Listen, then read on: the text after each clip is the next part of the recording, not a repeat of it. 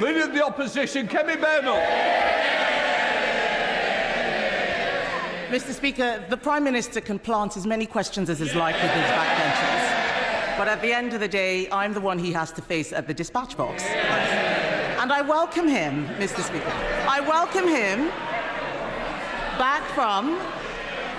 Mr. Speaker, I welcome the Prime Minister back from his trip to Azerbaijan, where he has unilaterally made commitments that will make life more experienced for everyone back home.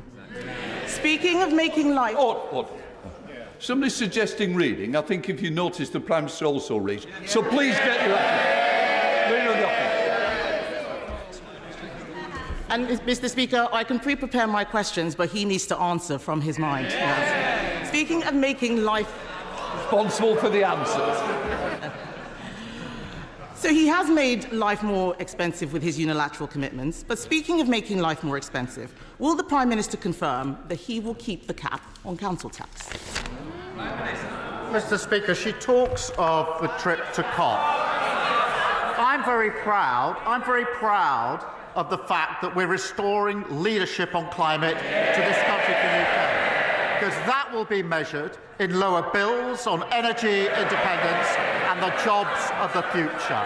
And in relation, and she may have missed, but on Monday I was very pleased to announce a huge order into jobs in Hull for blades for offshore wind. If she's opposed to that sort of action, she should go to Hull and say so. On the question of council, she knows what the arrangements are. I think the House would have heard that the Prime Minister could neither confirm nor deny whether there was a cap in council tax was being raised. So I will ask him this question. How much extra does he expect local authorities will have to raise to cover the social care funding gap created by the Chancellor's budget and increases in employers' NI? He told the member for Edinburgh West just now that he was covering social care. How much extra does he expect local authorities to raise? It's all very well, this knockabout, but not actually listening to what I said 3 minutes ago is a bit of a fundamental failure of the Leader of the Opposition. I just said £600 million. I repeat it, £600 million.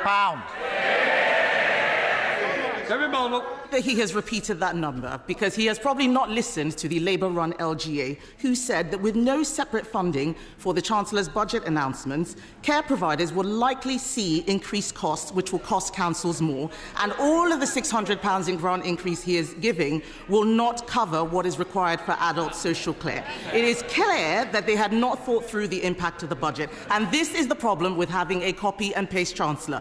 Did they not realise that care homes... care homes, GP surgeries, children's nurseries, hospices and even charities have to pay employers' NI? We have put more money into local authorities than they did in 14 years. They left them in an absolutely catastrophic state.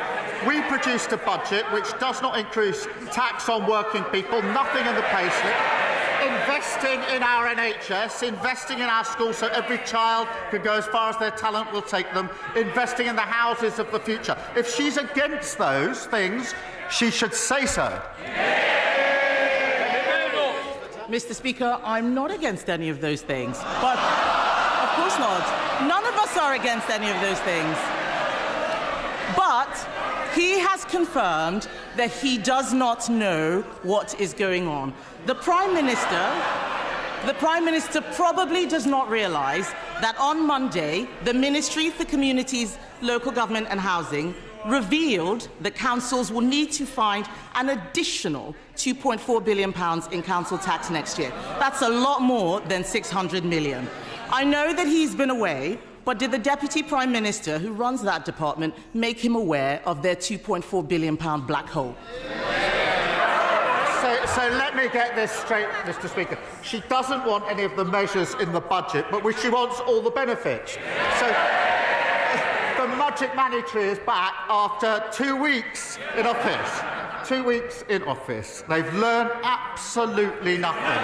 We've put forward a budget which takes the difficult decisions, fixing the £22 billion black hole that they left, investing in the future of our country. They say they want all of that, but they don't know how they're going to pay for it. Same old Tories. Kemi Badenoch. Mr. Speaker, even he has to admit that they fiddled the fiscal rules. The OBR has actually said that they don't recognise where the additional growth is going to come from. The fact is, Mr. Speaker, the rise in employers' national insurance is going to be a disaster for small businesses around the country. Mr. Speaker, let me tell you about Kelly. For over 20 years, Kelly has run an after-school club business supporting 500 children and families in her borough. In 2024, her national insurance cost was about £10,000. In April, this will rise to £26,000. That is a 150% increase in costs from the budget alone. What is the Prime Minister's message to Kelly and the 500 families her small business supports if it goes under? I would say this to Kelly. We inherited a very badly damaged economy. We inherited a £22 billion black hole, and we were not prepared to continue with the fiction. We stabilised... Oh, Ms Lopez, I'm sure I can expect better from you as a PPS as well, Prime Minister. I would say to Kelly, we are fixing the mess that we were left. We're investing in the future of our country. I would also say to her that the Leader of the Opposition, week 2, wants all the benefits from the budget, but has no way of saying how she's going to pay for it. Same old mistake over and over again. Mr. Speaker, he has nothing to offer except platitudes. And the fact is that they do not know what they're doing. Their ideological budget was designed to milk the private sector and hope nobody would notice.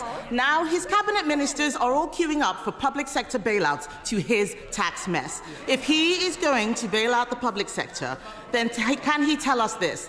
Does he think it is appropriate, as the Ministry for Housing has done, to approve a 4-day week for councils that is not flexible working, but is actually part-time work for full-time pay? Questions based on what we're actually doing are usually better than fantasy questions made up. Mr. Speaker, what did they deliver in 14 years? Low growth, stagnant economy, a disastrous mini-budget, a £22 billion pack hole. And now she wants to give me advice on running the economy. I don't want to be rude, but no, thank you very much.